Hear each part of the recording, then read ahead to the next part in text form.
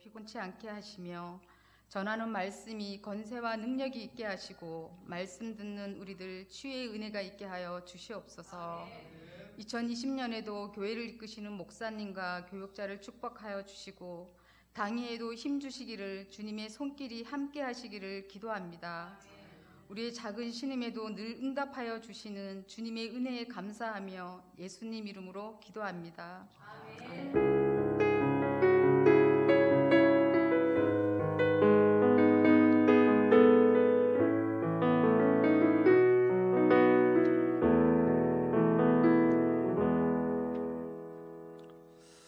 성경 말씀 함께 읽겠습니다. 로마서 1장 16절 말씀입니다. 신약 성경 239쪽입니다.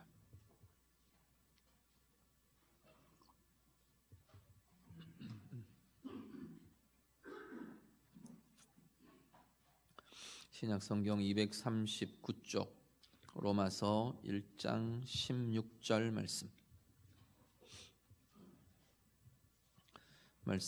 다 같이 읽겠습니다. 내가 복음을 부끄러워하지 아니하노니 이 복음은 모든 믿는 자에게 구원을 주시는 하나님의 능력이 됨이라. 먼저는 유대인에게요 그리고 헬라인에게로다. 아멘. 오늘 우리 소요리 문답 89문 90문 같이 보도록 하겠습니다. 89문 먼저 같이 보시죠. 질문 같이 읽습니다. 말씀은 어떻게 구원의 효력이 됩니까? 답 시작. 하나님의 영은 믿음을 통하여 구원에 이르도록 말씀을 읽는 것, 특히 말씀의 선포가 죄인을 확신시키고 변화시키며 거룩과 평안 가운데 그들을 세워가는 효과적인 수단이 되게 하십니다. 아멘. 89문 문은 말씀은 어떻게 구원의 효력이 됩니까? 라는 질문입니다. 이건 지금 앞에 85문부터 연결되는 내용입니다. 85문에 하나님의 진노와 저주를 피하도록 하나님께서 우리에게 요구하시는 것이 무엇입니까? 85문이 그거였습니다. 그것에 대한 답은 우리가 하나님의 진노와 저주를 피하여 구원에 이르는, 하나님께서 구원에 이르도록 요구하시는 것이 하나는 예수 그리스도 안에 있는 믿음과, 두 번째는 생명에 이르는 회개와, 세 번째 구속의 유익을 전하시는 외적 수단들, 이것을 부지런히 사용하는 것입니다.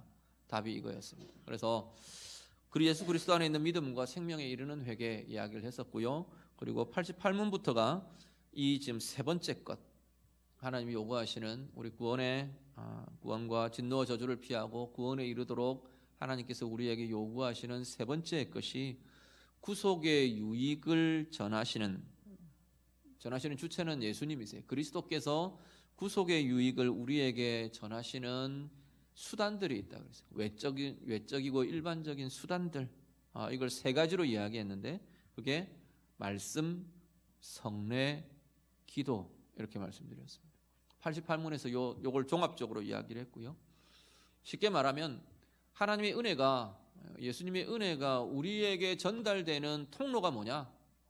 이 세상 가운데 사는 동안 어떤 통로로, 어떤 수단들을 통해서 하나님의 은혜가 우리 가운데 전해지느냐, 경험되게 되느냐, 세 가지 수단을 주셨다는 겁니다. 하나는 말씀이고, 그리고 성례이고, 기도라는 겁니다. 그것 하나하나를 이제 같이 다루게 됩니다. 오늘 89문 90문이 그 중에서 은혜의 통로인 이 세 가지 중에서 말씀에 대한 이야기가 89문과 90문의 이야기입니다. 먼저요, 89문의 답에 뭐라고 이야기를 하느냐면 어떻게 구원의 효력이 되느냐? 구원과 믿음과 구원이라는 것이 결국은 말씀을 통해서 믿음과 구원에 이르게 되는 거다. 그걸 먼저 전체적으로 이야기합니다. 그 이야기는 다르게 말하면 하나님의 말씀을 통해서가 아니면 믿음이 일어날 수 없다, 그 이야기. 하나님의 말씀을 통해서가 아니면 우리 각자에게 구원이 전해지고 구원이 나타날 수 없다라는 이야기가 됩니다. 말씀을 통해서 하나님의 구원과 또 우리에게 하나님 주시는 믿음이 말씀을 통해 우리에게 나타나고 주어지게 된다, 성경 분명하게 이야기를 합니다. 그리고요, 어떤 형태로 그러면 어떻게 해서 이 구원의 효력들이 우리에게 전해지고 나타나고 누려지게 되느냐? 말씀은 두 가지의 형태 89문에서 이야기합니다. 하나는 읽는 것. 읽는 것의 또 다른 하나의 형태가 선포라고 이야기합니다. 그냥 말씀을 그냥 이렇게 쭉 그냥 다른 책 읽듯이 글로 읽기만 하는 것만의 문제가 아니라 읽는 것, 선포되는 것, 이 두 가지가 말씀이 우리에게 전해지는 대표적인 두 가지 형태입니다. 읽는 것에는 우리가 보통 이야기하는 묵상, 암송 이게 포함된다고 보시면 됩니다. 읽는 게 그냥 뭐 정보를 얻기 위해서 읽는 그런 형태가 아니기 때문에 말씀을 읽는다라고 하는 것에 묵상과 암송이나 우리 이런 것들이 다 포함된다고 보시면 되겠고요. 그래서 내 개인이 말씀을 이렇게 풍성히 습득하는 것, 말씀을 내 안에 채워가는 것, 말씀을 읽는 형태, 그리고 외적으로 선포되는 말씀들, 대부분 설교라는 형태가 대표적이죠. 설교라는 형태 틀들, 또 아니면 뭐 강의도 있을 수 있을 거고 이런 것들 통해서 들려지는 말씀들, 선포되는 말씀들을 통해서, 그래서 읽는 것과 선포를 통해 말씀은 우리에게 구원의 효력과 은혜를 경험하게 하고 그 통로로 쓰여지게 된다라는 겁니다. 자, 그러면 89문에서 거기서 끝나는 게 아니라 말씀을 읽는 것 그리고 선포되는 것, 이것을 통해서 우리 안에 일으키는 게 있어요. 말씀이 뭘 일으키느냐면 세 가지 이야기를 합니다. 89문에서 하나는 죄인을 확신시킵니다. 죄인은 하나님과 분리된 상태의 우리의 존재를 말해요. 그 안에 말씀이 들려지면서, 말씀이 선포되면서, 말씀이 읽혀지고 말씀이 우리 안에 들어오면서 우리 안에 믿음이 일어나는 거예요. 단순히 긴가민가하는 그런 어떤 의욕에 찬 믿음이 아니라 확신에 이르도록 하는 힘이 말씀에서부터 나온다는 거예요. 우리가 내가 예수 믿은 과정을 생각해 보시면 이게 정말 그렇다라는 생각들이 참 많이 듭니다. 저는 모태신앙이거든요. 모태신앙이지만 정말로 내가 예수가 나의 구주야, 예수님이 나의 구주셔, 하나님이 나의 아버지로 고백되고, 이게 어느 순간부터 참 진실로 그렇게 고백되고 진실로 믿어지고 진실로 내 가운데 그것이 힘으로 은혜로 나타나기 시작한 것을 보면, 저는 그런 표현들 많이 쓰는데 그것 자체가 기적인 것 같아요. 전 되게 의심이 많은 사람이거든요. 의심도 많고 뭔가 내 손에 쥐어지고 내 눈에 보여지고 내 논리에 맞고, 그렇지 않으면 뭔가를 받아들이고 거기에 이렇게 온전히 수용하기가 참 쉽지 않은 사람입니다. 그런데 눈에 보이지도 않아. 뭐 어떤 그것도 아니야.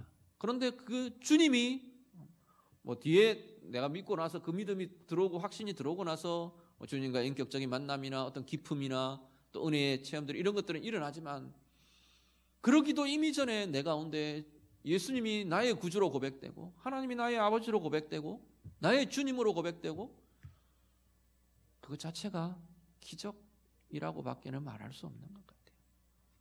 그런데 이게 하나님의 말씀을 통해 내 안에 들어오고 하나님의 말씀을 통해 정말로 확신이 되고 보이지 않는 사실이 확신이 되고 확인이 되고 내 삶의 진리로 붙들려지는 것이 말씀을 통해 가능하더라는 겁니다. 말씀이 죄인을 확신시킨답니다. 두 번째는요, 죄인을 변화시킨대요. 무엇이요? 지금 무엇에 대한 이야기입니까? 제가 한 번씩 자꾸 물어봐야죠. 지금 제일 졸리실 때죠, 그죠? 졸리실 시간이죠. 가만 놔두니까 좀 졸리기도 하시는 것 같고, 혼자서 막 떠들면 우리 목사님 참 잘 떠든다, 말 참 잘한다, 그것만 생각이 드실 수도 있는 것 같아요. 그래서 제가 여쭤보더라도 너무 부담 갖지 마시고, 지금 뭐에 대한 이야기라고요? 말씀. 잘하시네. 말씀이 뭘 한다고요? 죄인을 확신시키고, 또 두 번째는 죄인을 변화시키고. 말씀이 계속 공급되는 그 삶이 달라진대요. 변화되어 간대요. 제가 우리 이렇게 연세 많이 드신 우리 신앙의 선배님들, 권사님들, 우리 뭐 장로님들, 집사님들 이렇게 뵈면 정말로 이게 정말로 많이 절감돼요. 뭐 인간적인 지식이나 인간적인 학문으로 많이 배우시지도 않았어요. 심지어 우리 신앙의 선배님들, 많은 선배님들 보면 우리 어머니 세대, 할머니 세대에는 글도 잘 모르세요. 그런 분들 많으세요. 그런데 그야말로 꾸준히 말씀을 들으시는 거예요. 예배로, 설교로, 또 뭐 부흥회한다고 쫓아가서 들으시고, 뭐 잘 알아듣든 못 알아듣든 또 교회에서 강의하고 뭐 이렇게 하면 또 같이 참여하시고 계속 말씀을 들으세요. 그런데 그분들이 가지신 확신과 그분들이 가진 삶의 변화가 놀라워요. 알게 모르게 뭐 가랑비에 옷 젖는다는 식으로 그렇게 들려지는 말씀이 그분들의 인격이, 그분들의 말이, 그분들의 삶이 그 말씀을 통해 얼마나 달라져 가는가를 저희가 보면 말씀의 능력이 있다. 말씀이 정말로 그렇게 하시는 거다라는 확인을 참 많이 하게 됩니다. 어떤 세상의 지식과 정보들을 가지고 그렇게 말하도록 할 수 없는 참 주님의 지혜가 그 입술들을 통해서 말해지고요. 분별이 일어나고요. 성품이 정말 하나님께서 만져주시는 그러한 마음과 그러한 삶으로 자꾸만 더 달라져 가시고요. 더 성숙되어 가시고요. 더 자유해지시고요. 그런 분들을 대하면서 정말로 다른 게 할 수 있는 일이 아니에요. 결국은 하나님의 말씀이 우리를 변화시켜가고 우리를 새롭게 하고 그 말씀 가운데 만나는 주님과의 만남이, 주님의 만지심이 우리를 새롭게 해가는 은혜를 보게 되는 겁니다. 말씀은 죄인을 변화시킵니다. 그리고 세 번째, 이 읽는 것과 선포를 통해서 일어나는 중요한 것 중에 하나가 뭐냐면 거룩과 평안 가운데 세워지게 합니다 라는 겁니다. 거룩이요, 해야 돼 의무 가지고 잘 안 되잖아요. 의무감, 책임감 가지고 이 거룩이 이루어져 가지를 않습니다.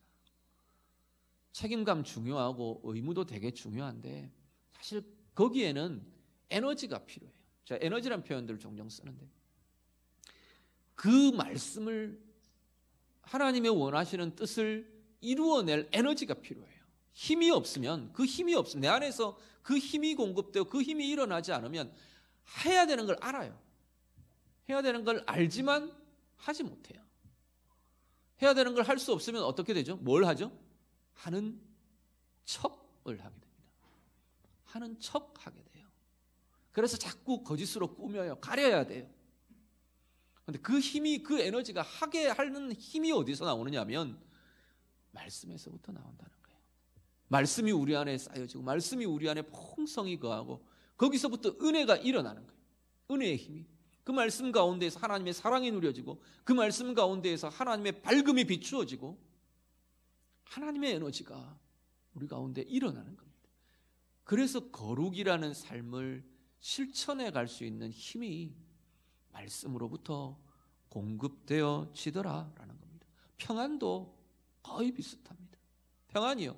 누가 평안 안 하고 싶은 사람이 누가 있습니까? 다 평안하고 싶죠. 평안의 마음, 평안의 영혼, 평안의 삶 살아가고 싶어요. 그런데 삶의 상황들이 일어나거든요. 나를 평안으로 가만 내버려두지를 않아요.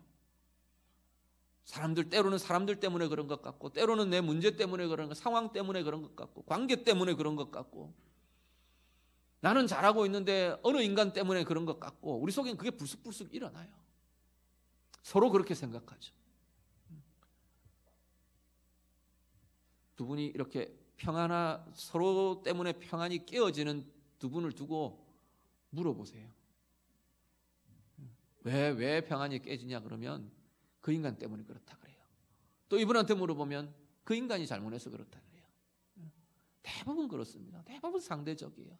대부분 쌍방적이에요. 근데 이 상황들을 아니면 뭐 문제 때문에, 어려움 때문에, 뭐가 없어서, 또 아니면 없어야 될 게 있어서 우리 가운데 평안이 깨지는 그 상황에 평안을 어떻게 할 거냐는 거예요. 한 가지 방법은 그것 문제들이 다 떠나갈 때까지 기다리는 것. 그 문제가 지나가야 평안한 것. 그건 제가 늘 말씀드리는 거 있죠. 상황에 이끌려 다니는 삶일 수밖에 없어요. 상황에 끌려다니는 거예요. 상황이 평안하면 평안하고 상황이 문제가 있으면 안 평안하고. 그런데 그리스도인은 그게 아니라고 말하는 거예요. 상황이 어디에 달려 있다고요?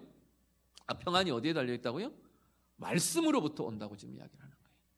말씀이 우리 가운데 머물며 말씀이 선포되는 그 말씀을 통해 읽혀지는 그 말씀을 통해 우리는 평안이 우리 안에 우리의 삶이 평안 가운데 세워지게 한답니다. 상황을 깨고 상황을 뛰어넘고 이기고 그걸 이긴 평안이 우리 가운데 일어나는 거예요. 문제를 이긴 평안이, 원수를 이긴 평안이, 미움을 이긴 평안이, 원망을 이긴 평안이 우리 가운데 세워지게 한답니다. 무엇을 통해서요? 또 잊어버리셨어요. 지금 오늘 우리가 하는 거는 무조건 제가 여쭤보면 뭐라고 답하면 된다고요? 예, 그것만 답하시면 돼요. 애들 성경 퀴즈 이런 거 이야기하면 대부분 다 예수님, 하나님, 성령님, 말씀 여기에 답이 다 있대요. 그거 이야기하면 거의 한 절반쯤은 맞춘대. 애들 성경 퀴즈 하면. 요즘은 그렇게 내지를 않아서 그렇지만 오늘은 무조건 말씀 이야기하면 거의 한 80% 맞으실 거예요. 자, 말씀이 우리의 거룩을 세워준대요. 말씀이 우리를 평안 가운데 서게 한답니다. 오늘 정말 우리의 삶이 하나님의 말씀이 읽혀지고 들려지고 우리 가운데 품어져서 우리 가운데 변화가 일어나고 우리 가운데 확신이 더 깊어지고 우리 가운데 거룩과 평안이 날마다 더하여 세워져가는 은혜의 삶들 다 되시기를 간절히 바랍니다. 구신문 같이 읽습니다. 구신문 질문 같이 읽습니다. 말씀이 구원의 효과적이 되도록 어떻게 읽히고 들려져야 합니까? 답 같이 읽습니다. 말씀이 구원의 효과적이 되도록 우리는 부지런함과 준비함과 기도로 말씀에 참여해야 합니다. 그리고 말씀을 믿음과 사랑으로 받아들이며 우리의 마음에 간직하고 우리의 삶 가운데 실천해야 합니다. 아멘. 자, 구신문은 뭐냐면, 그러면 말씀이 읽혀지는 것, 말씀이 들려지는 것, 이것 통해서 말씀이 우리 가운데 이런 효력들, 이런 은혜들을 일으킨다 그랬어요. 그러면 어떻게 읽고 어떻게 들어야 하느냐, 그 이야기를 지금 구신문에서 다루는 겁니다. 말씀을 어떻게 읽어야 하냐, 말씀을 어떻게 들어야 하냐. 말씀에 먼저 보면 말씀의 답에 보시면 첫 번째 다루는 게 뭐냐면 말씀에 우리가 참여해야 합니다. 이렇게 지금 표현을 쓰고 있어요. 말씀에 참여하는 게 아까 말씀드린 읽는 것과 묵상과 뭐 이런 것들, 암송과 이런 것들을 포함해서 읽는 것과 듣는 것, 이게 말씀에 참여하는 과정이 되는 겁니다. 그런데 어떻게 말씀의 읽음과 들음이라는 말씀의 참여에 우리가 나아가야 하느냐 하면 세 가지 태도를 이야기해요. 하나는 부지런함으로, 두 번째는 준비함으로, 세 번째는 기도함으로. 다시 말하면 부지런히 준비하여 기도함으로 우리는 말씀을 읽어야 합니다. 그 이야기. 또 하나, 부지런히 준비함으로 기도함으로 말씀을 들어야 합니다. 그 이야기를 지금 담고 있는 겁니다. 부지런하다는 건요, 게으르지 않다는 이야기예요. 나태하지 않다는 이야기예요. 말씀을 들음과 말씀을 읽음에 게을러서는 안 된다. 이거는 그냥 편한 대로 가면 절대 부지런함으로 말씀을 읽을 수 없어요. 말씀을 들을 수 없어요. 그냥 편한 대로 가면 우리는 반드시 특히 말씀에 대해서는 나태하고 게으르고 틈이 생기고 그럴 수밖에 없어요. 거슬러 가야 돼요. 우리의 본성을 거스르는 행위이기 때문에, 죄된 본성을 거슬러 가야 하는 것이기 때문에 부지런히 애써서, 부지런하면은 수고가 들어가요. 애씀이 들어가야 해요. 애써서 수고하여 말씀을 읽으며 말씀을 들어야 합니다. 두 번째, 준비함으로.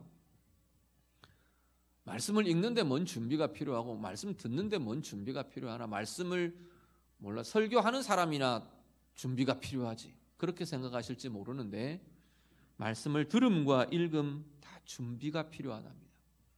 어떤 준비가 필요하냐면 마음의 준비가 필요해요. 시간의 준비가 필요해요. 삶의 준비가 필요해요. 우선순위.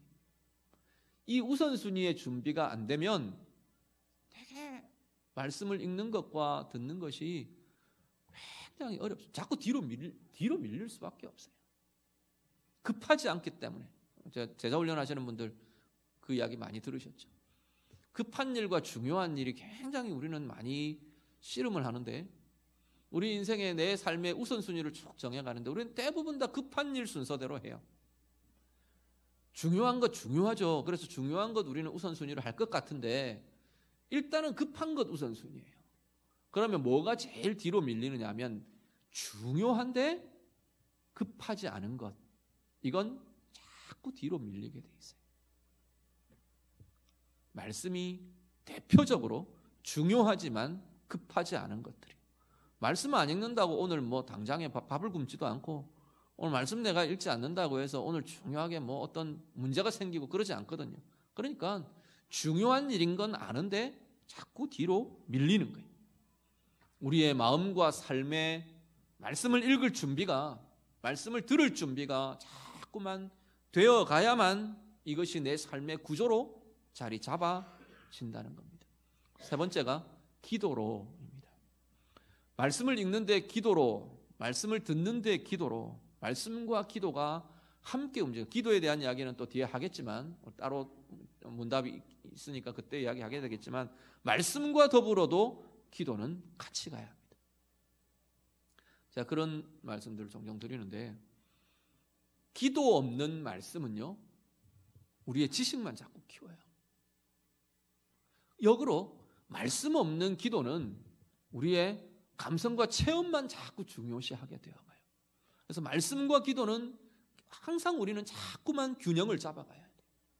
제가 설교하고 나면 통성기도를 하는 이유가 꼭 그것만은 아니지만, 이렇게 듣고 머릿속에 머물고 우리의 예배와 설교가 끝나지 않았으면 좋겠어요.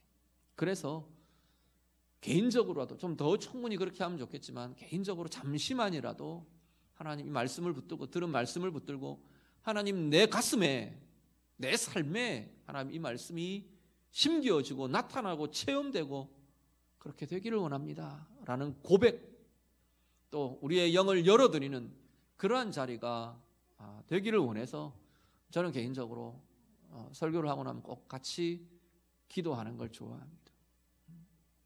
말씀과 기도는 같이 가야 합니다. 기도로 말씀을 준비해가며 같이 붙들어 가야 되는 자리가 말씀의 자리예요. 안 그러면 이 머리만 커져가면 우리가 대부분 다 나오는 건 어떤 거냐면 판단으로 나와요. 내가 말씀을 알게 되면 알게 될수록 내가 체험되고 내 은혜가 되고 내 삶을 움직여가고 변화되어가는 힘이 되지 않으면 대부분 다 이건 다른 사람들을 판단하는 판단으로 이루어지기가 너무 쉽습니다. 누가 어떤 성향 때문에 아니요, 그런 게 아니고 이건 우리 죄된 본성이 그걸 갖고 있기 때문에 늘 말씀은 기도를 통해 내 삶이 되고 내 체험이 되고 나를 향한 메시지가 되고 나를 향한 적용이 될 수 있도록 붙들어가는 게 너무나 중요합니다. 오늘 우리의 삶이, 우리의 말씀의 삶이 그렇게 참여되는 은혜가 있기를 간절히 바랍니다. 이렇게 말씀에 참여해야 합니다 하는 것과 그 다음 세 가지가 연속해서 나오는데, 말씀을 어떻게 읽고 어떻게 들을 거냐 하는 거. 하나는 받아들임으로, 수용함으로. 근데 수용이 어떻게 수용하냐면 믿음과 사랑으로 말씀을 수용하는 것. 이게 우리가 말씀에 대한 중요한 태도래요. 하나님을 향한 신뢰와 믿음으로, 하나님을 향한 사랑과 그 은혜의 고백으로, 그 마음이, 그 열린 마음으로 말씀을 수용하고 받아들이는 겁니다. 이건 전하는 자들에 대한, 전하는 설교자들이나 전하는 이에 대한 믿음과 사랑으로, 그럴 수도 있어요. 이 믿음은 하나님에 대한 믿음 이런 게 아니라 신뢰로, 사랑으로. 사실 설교자와 우리 성도님들, 청중들 사이에 신뢰가 깨지면 이건 메시지가 들어가지지 않습니다. 그거는 정말로 거의 불가능해집니다. 어떤 말이 되든 아무리 좋은 설교, 청산유수 같이 뭐 굉장한 어떤 신학적인 깊이들을 담고 뭐 어떻게 해도 여러분들이 앉아서 아이고 저 목사 저거 이러고 있으면 절대 말씀이 들려질 수가 없어요. 제가 늘 고민하는, 굉장히 많이 고민하고 조심스럽게 고민하는 부분도 사실은 그 부분이에요. 설교자가 성도들과의 관계와 성도들과의 어떤 신뢰와 이것들이 깨어지지 않도록 하는 고민이 설교자의 굉장히 중요한 고민 중에 하나이기도 합니다. 하나님께 대한, 물론이죠. 하나님을 신뢰할 수 없는 사람이 하나님의 말씀을 수용한다, 받아들인다? 그건 불가능한 이야기입니다. 그건 있을 수 없는 이야기가 되는 거죠. 그러니까 그런 부분들, 하나님께든 만약에 설교나 들려지는 형태라면 그 선포하는 이에 대한 신뢰나 사랑과 하나님께 대한 신뢰와 사랑과 이것이 말씀이 내게 정말로 은혜의 통로로, 확신의 통로로, 또 변화의 통로로 쓰임받게 되는 중요한 과정이 된다라는 겁니다. 그리고 세 번째가요, 마음의 간직함으로 이렇게 말합니다. 마음의 간직한다는 건 마음에 이렇게 품고 있는 겁니다. 마음에 품는 거는 제가 여러 번 말씀드린 것 같아요. 묵상이라는 단어가 그런 의미를 갖고 있다고 말씀을 드렸어요. 묵상이라는 단어가 시편에 보면 이전의 번역은 뭐라고 했다고요? 말씀을 내가 늘 반복하여 읊조립니다. 내 입술로 읊조립니다 라는 표현이 전에 우리 한글 개역 한글판 요 앞에 번역엔 그게 되게 많았는데 이번에 개역 개정판이 되면서 그 번역들을 전부 다 아니지, 그 전에 묵상이라는 단어를 썼지. 묵상이라는 표현을 이번에 풀어서 썼어요. 이번 개역 개정판이 되면서 거의 다 풀어 썼는데 뭐로 썼느냐면 말씀을 내가 반복하여 읊조립니다 라는 표현을 썼어요. 묵상이라는 게 특별히, 묵상이라는 건 너무 어렵게 고민하지 마시고, 저도 뭐 기납적 성경 연구 막 온갖 것들 이렇게 묵상의 방법들을 계속 해오고 다뤄왔지만 묵상 너무 어렵게 생각하지 마시고 말씀이 내게 계속 머무르는 상태, 이게 가장 중요한 묵상의 핵심이에요. 하루 종일 내가 오늘 아침에 새벽 기도에 내가 들은 말씀, 또 아니면 내가 아침에 나 혼자 개인으로 묵상한 말씀, 하루 종일 내가 떠올리고 붙들고 함께 할 수 있으면 최고의 묵상이에요. 말씀이 간직되는 것, 마음에 간직되는 것. 보면 성경의 말씀을 성경은 씨로 많이 표현합니다. 씨는 어떻게 해요? 땅에 묻혀야 되잖아요. 땅에 묻혀야 되잖아요. 땅에 묻히면 어떻게 되죠?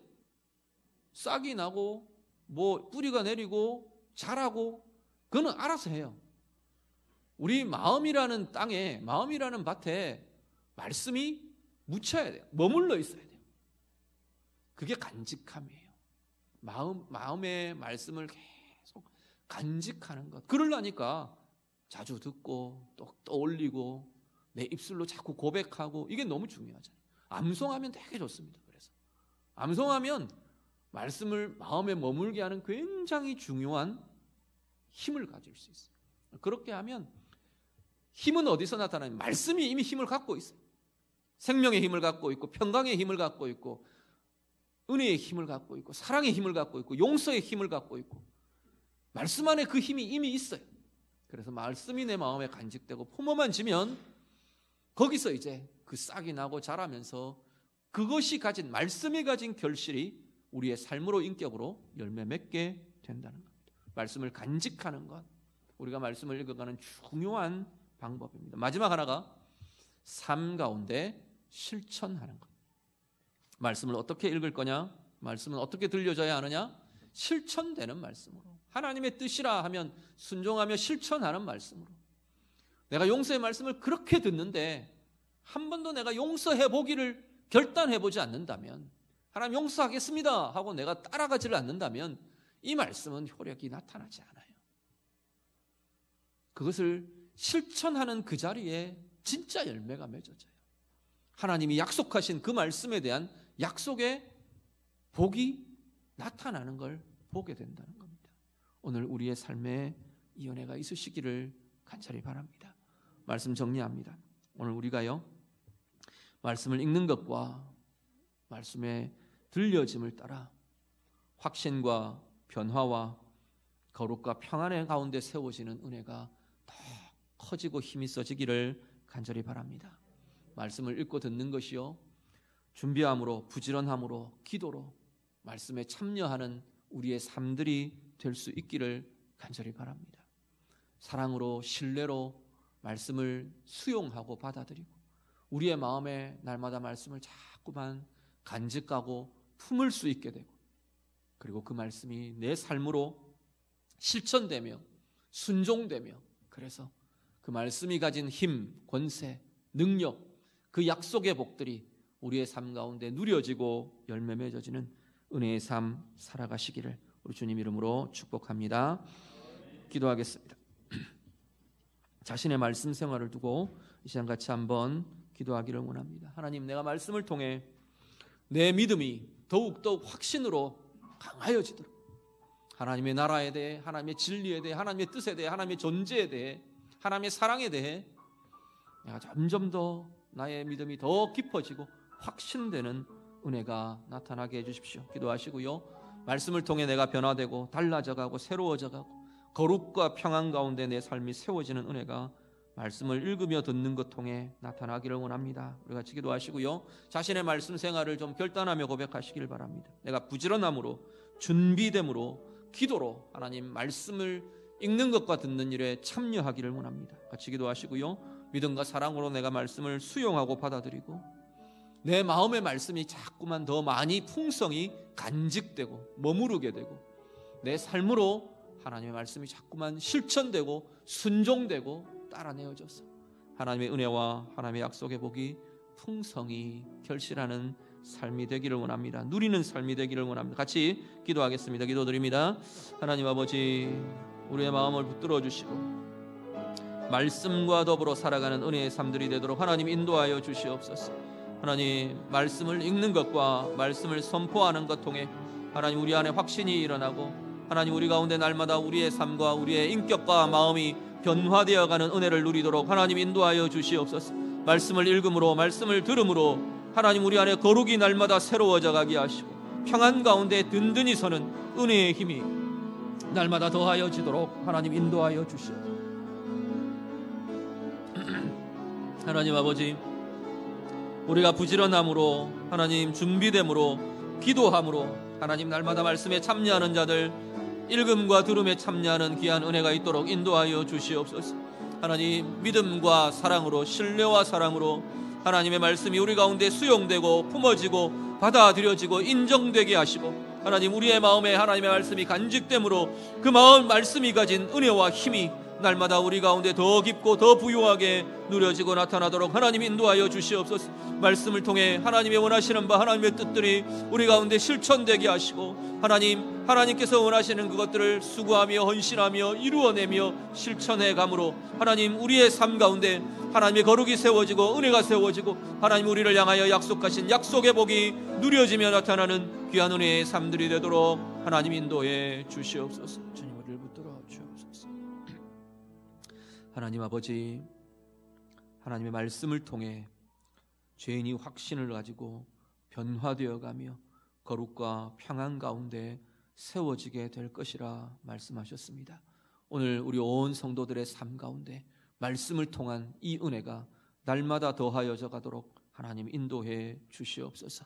부지런함으로, 준비됨으로, 기도함으로 말씀에 하나님 애써 참여하는 귀한 은혜들이 있도록 주님 도와주시고 믿음과 사랑으로 말씀을 수용하며 받아들이며 인정하며 우리의 마음에 날마다 더하여지는 말씀이 간직되는 말씀들이 더 풍성하고 더 부요해지도록 하나님 역사하여 주시옵소서. 하나님의 뜻을 이루어가기를 하나님의 말씀을 통해 실천해가는 그 힘과 그 은혜의 깊이가 날마다 더하여져 가게 하시고 몸부림하며 주의 뜻을 이루어가기를 원하는 그 삶 가운데 하나님이 약속하신 은혜와 복이 날마다 더하여져 가도록 하나님 인도해 주시옵소서. 말씀과 더불어 살아가는 우리의 신앙의 삶 날마다 더 깊고 부요하고 평강하고 행복해져가는 은혜의 삶이 되도록 하나님 인도해 주시옵소서. 예수님 이름으로 기도드립니다. 아멘.